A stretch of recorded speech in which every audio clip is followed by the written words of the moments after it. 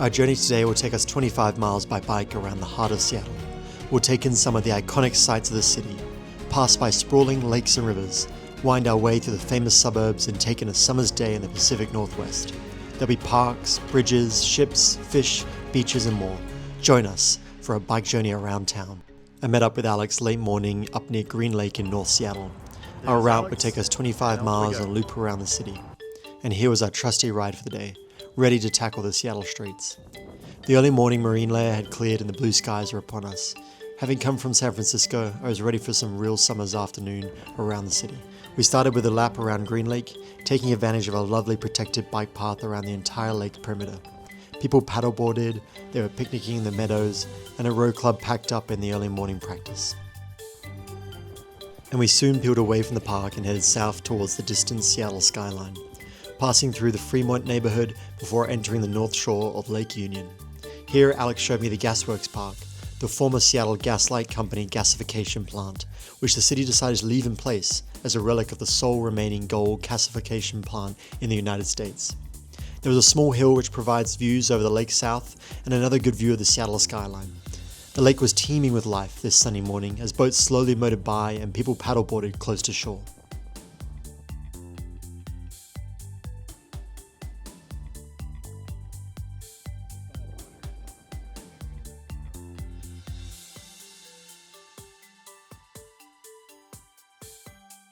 But it was then time to get going again, and we had much more to explore.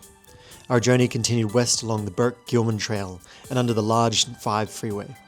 We took University Bridge south now, and I couldn't get over the great views of Lake Union passing under the freeway, but the route soon turned uphill as we began to climb up into Capitol Hill neighborhood.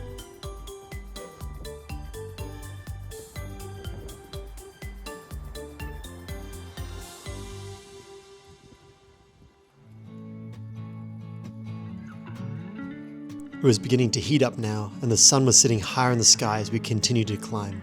This would be the longest climb of the day, and Seattle is surprisingly hilly, and that's coming from someone who lives in San Francisco.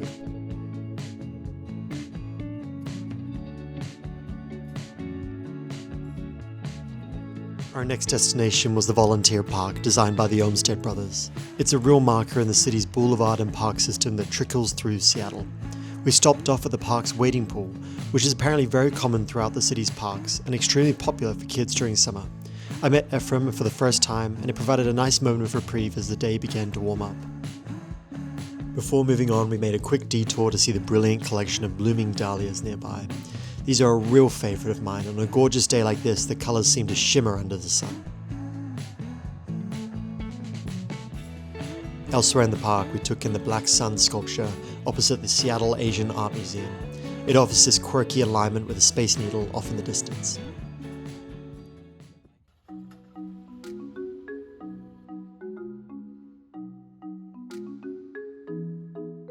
And now for a real highlight. At the highest point in the Volunteer Park stands the Water Tower, built in 1906, and it's free to climb to its peak for views across the city. Inside the top were some fantastic displays going through the history of the Seattle park system, designed by the Olmsted Brothers and more. We could see Bellevue, the skyline, and uninterrupted views back up north. And then it was time to head down into Capitol Hill proper, and this offered a taste of some of the Seattle neighborhoods and the housing stock around. I remember thinking how green all the streets felt. The trees seemed to hug each house that passed on by. We soon arrived at the Cal Edison Park with a lovely water feature called the Waterworks. It even features a hot rat summer art piece at the far end. We stopped for lunch briefly here before heading back on the bikes through downtown.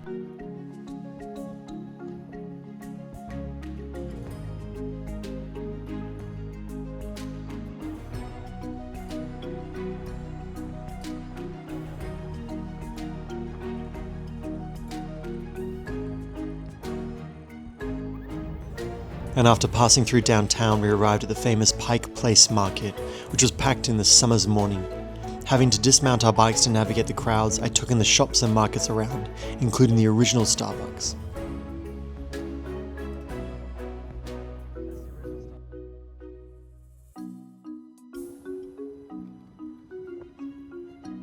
And our journey then continued down to Alaska Way and onto the Elliott Bay Trail by the shoreline.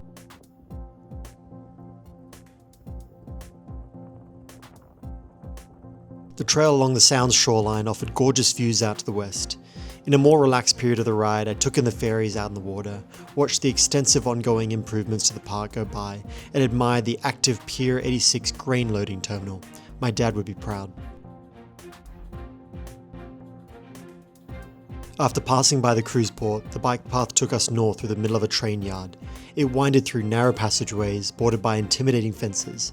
It was loud, dry, and hot, but then to our surprise, it turned into a pretty bike path, this time bordered by trees. And the path soon parted into an open area where the train yard was right upon us. We passed by active locomotives waiting for their next excitement.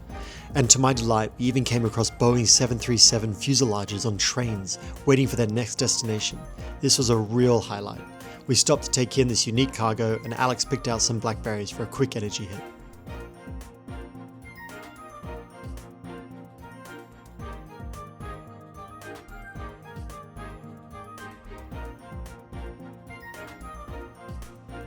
The next waypoint were the Ballard Locks. These help control the water levels between Lake Washington and the Sound. But a cool part of this is the Fish Ladder, located on the south side. Here there are 21 weirs designed to provide the Pacific salmon a safe way of passing through the locks away from the shipping lanes. There's even an underground viewing gallery to see the salmon up close.